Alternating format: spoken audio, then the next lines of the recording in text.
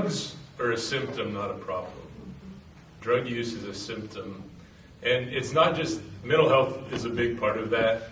There's a lot of contributing factors, but I think we have systems that are broken, and we fail to identify the problems early on and when people are most vulnerable. And we perpetuate cycles that get people caught up in addiction and crime and these other things that are the symptoms of the problems we fail to address on a community level and an individual level.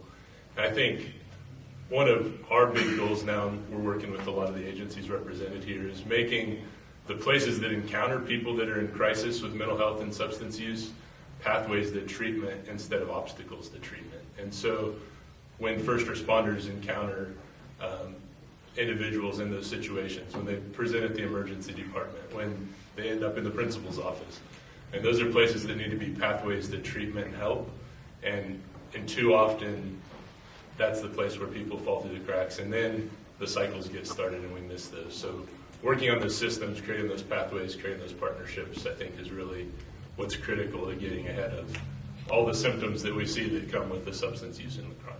Personally, as a city councilor, one of my biggest concern is mental health.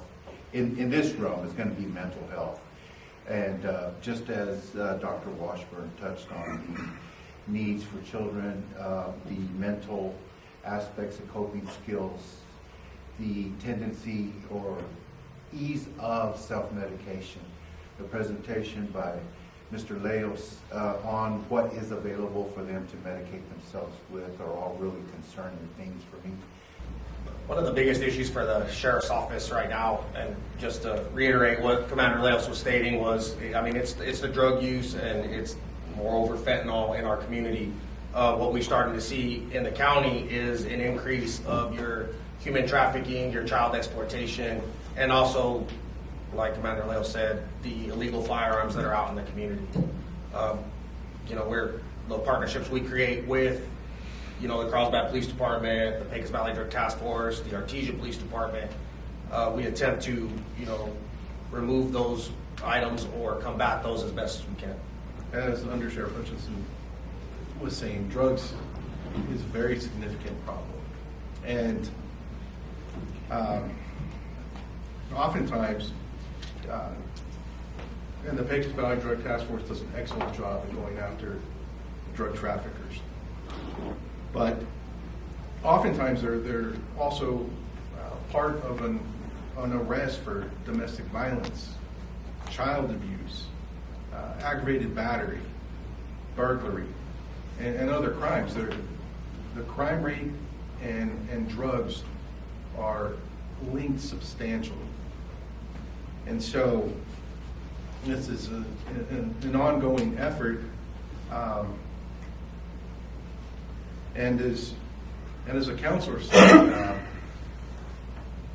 one of the problems is people are addicted to drugs and they're not seeking to get help on their own.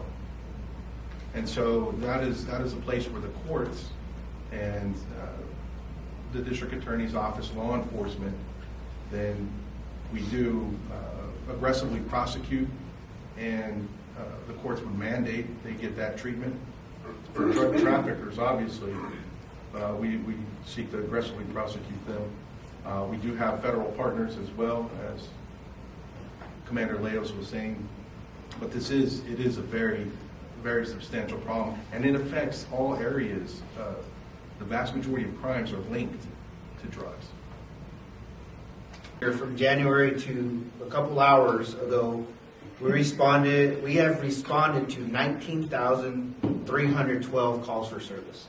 So we're probably going to double or triple last year's, which we doubled 21. Every year it increases every year. The highest, what you see, the high bar right there is our traffic stops.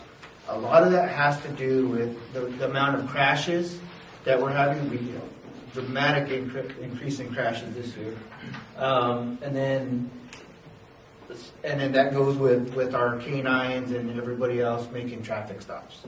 So that's the top bar that you got there. I know you can't see. Trust us, the numbers are there. We've been talking about our mental health throughout this panel today. That's the second line, and that is 2,607 calls for service, for mental health calls. And then our alarmed, unwanted persons, the traffic stops, welfare, and then again, our burglaries are up there as well.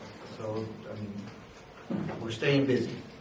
I guess my assessment of the most pressing concern we have is student behaviors and self-medication. That we have higher and higher numbers of suicide ideation, and what's even more concerning is that it's occurring at younger and younger ages. I was talking to a 12-year-old today who's been hospitalized twice.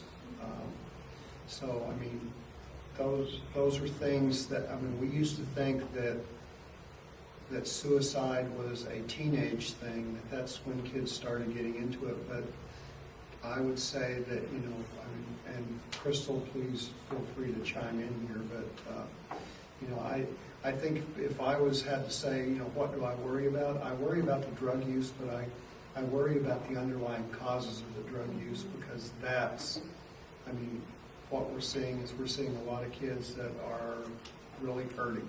Child abuse, neglect, sexual abuse, any kind of trauma. These kids are coming into our schools with a whole lot of trauma, and we're really pushing towards a lot more trauma-informed teaching styles, trauma-informed classrooms. But again, it contributes to that intergenerational substance use too. The substance use can cause some of the neglect or lead to abuse, and then that child's then traumatized, and they grow up to possibly be self-medicating with the substance abuse, and so it's a cycle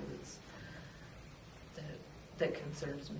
My position at the high school, you know, it's kind of like Crystal and Dr. Washburn said, it's almost the same thing. It's dealing with an uptick, huge uptick actually, in violence on campus. This year, in the beginning of the year, we ran some numbers compared to last year, and we were double the amount, the arrests of batteries and public affrays up at the high school, which are fights. And like they said, I contributed to their social skills and their abilities to cope and to problem solve and to mitigate themselves with each other and try to come up with some kind of peaceful resolution.